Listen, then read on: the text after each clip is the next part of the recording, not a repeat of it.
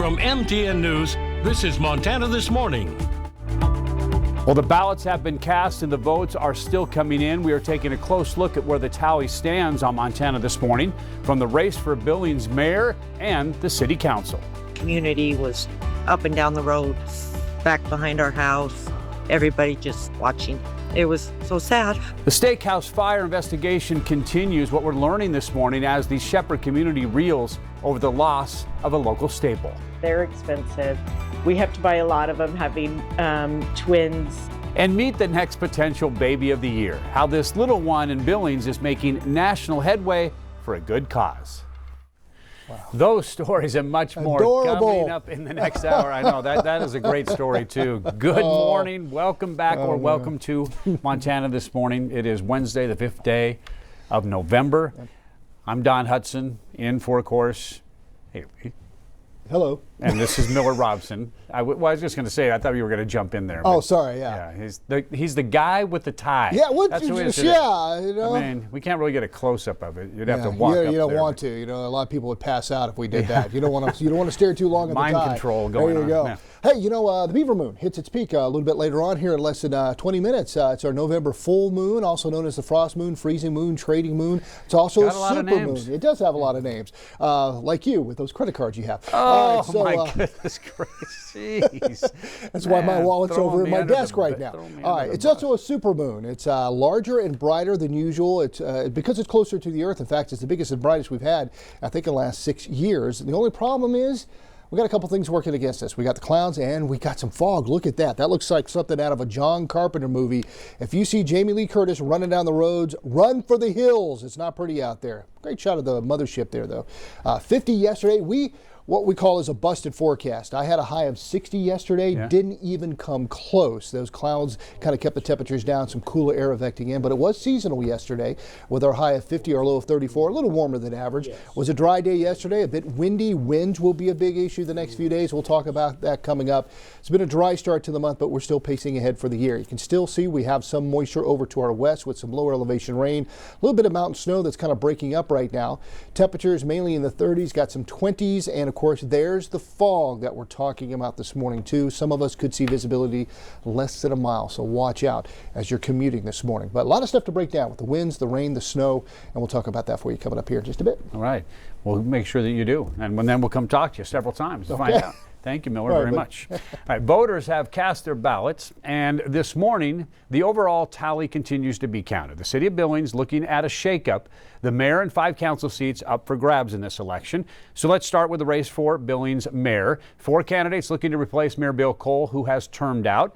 Those results have been coming in, but they are not official yet. And this is a pretty close race, at least between 2 of those candidates. At one point, Mike Nelson held on to a very slim lead over Jennifer Owen. It was 4 votes. Now his lead has extended a bit further.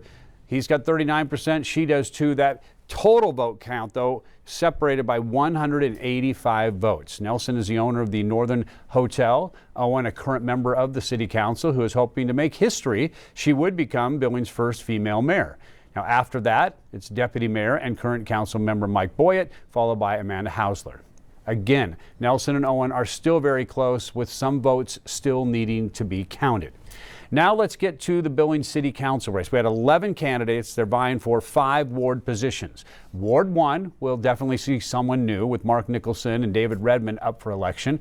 This is to replace Ed Gulick, who is not seeking a second term. Nicholson, a retired psychiatrist, opening up a big lead, appears to be on his way to an official win based on those numbers there, 62% to 38%. 3 candidates ran for Ward 2 in the Heights: Ernest Hammer, former Yellowstone County Commissioner Dennis Pittman, and Cassie Strong. Now, this turned into a very close race, at least between the top 2, with Pittman leading Strong, I should say, by 99 votes, 43 to 41%. Ernest Hammer there in third with 16%. Amy Aguirre and incumbent T.J. Rogers are competing for the seat in Ward 3, covering Midtown South Side area. Rogers was appointed to that seat back in February when Denise Joy took a spot in the state legislature. Now, Aguirre, a newcomer, on her way to winning this rather easily. She's up by 780 votes, 57% to 43. And another newcomer appears to be on his way to win in Ward 4, Andrew Lindley, with more than a 700 vote lead over the incumbent Daniel Tidswell. Rounding out the city council races, Ward 5 on the west end going to have a fresh face, I should say. The former PSC Commissioner Tony O'Donnell with a very large lead over Patrick Ulp. You can see there the vote tally. He's got 60%. Patrick Ulp has 40%. And in Laurel, the mayoral race incredibly tight.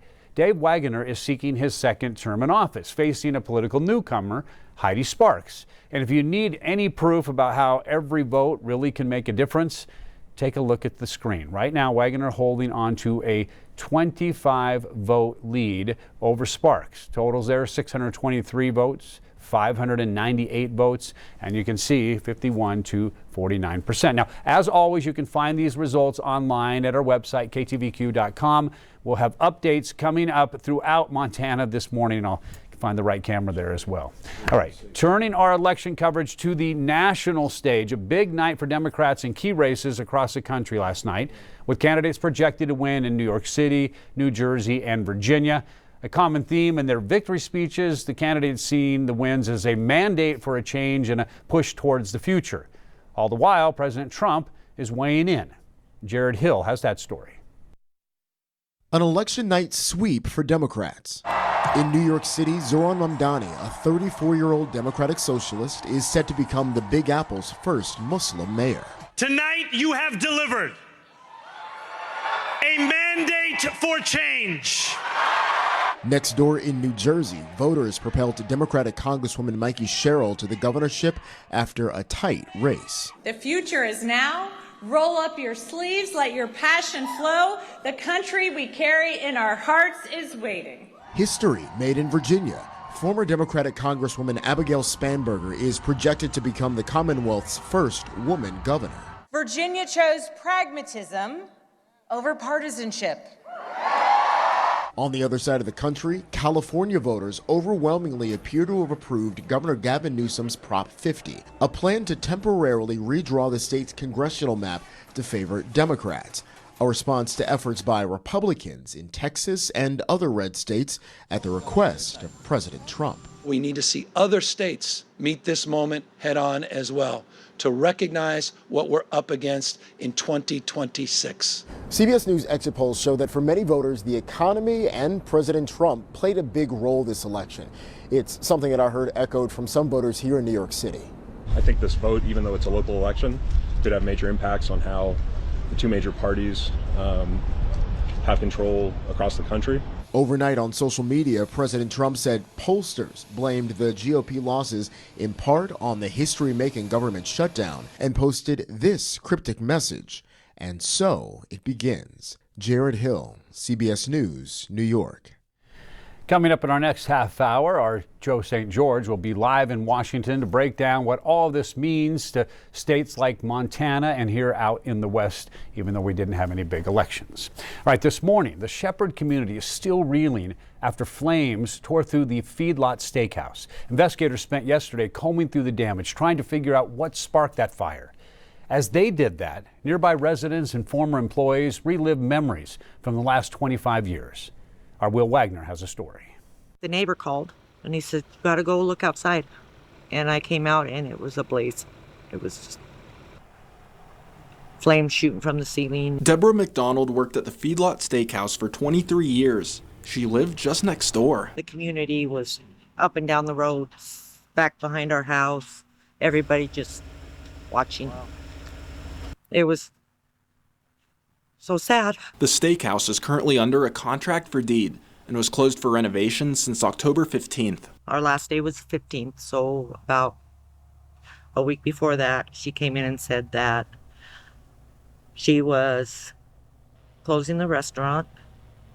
As soon as she took over, we were more than welcome to reapply if we wanted.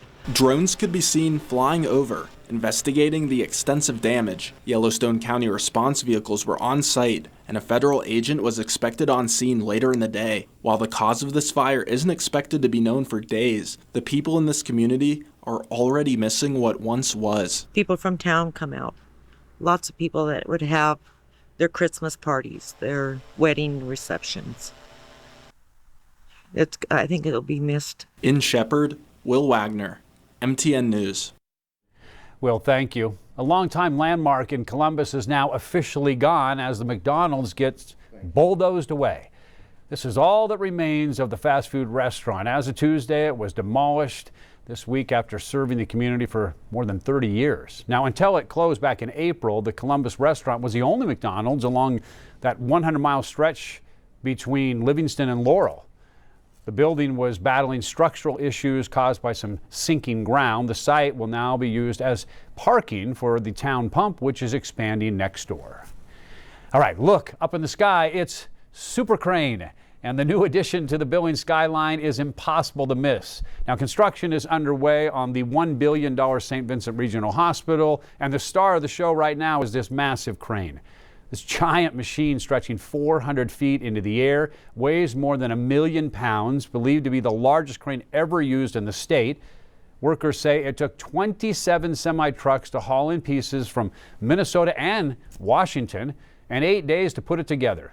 The crane will be on the site for the next year and a half, helping lift the new regional medical center into place. Now to continuing coverage this morning. Custer County is moving forward with plans to convince the state to build a proposed mental health hospital in Miles City. Leaders say they have the space and the workforce to meet the state's needs. Our Hannah Pettiferi was at that site yesterday, digging into why the location is being considered.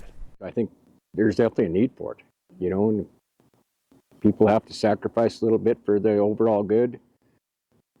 I think you got to do what you got to do.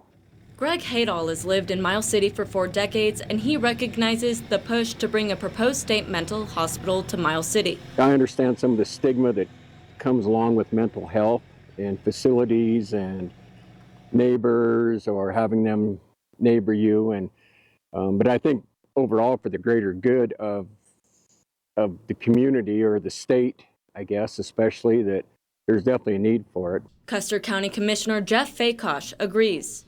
And he adds, Miles City is a great location for the mental health facility. I'm standing in a small subdivision that would sit right next to the proposed site, right behind the Pine Hills Correctional Facility. So the state already owns 500 acres here. It just makes perfect sense to put a state facility on state land.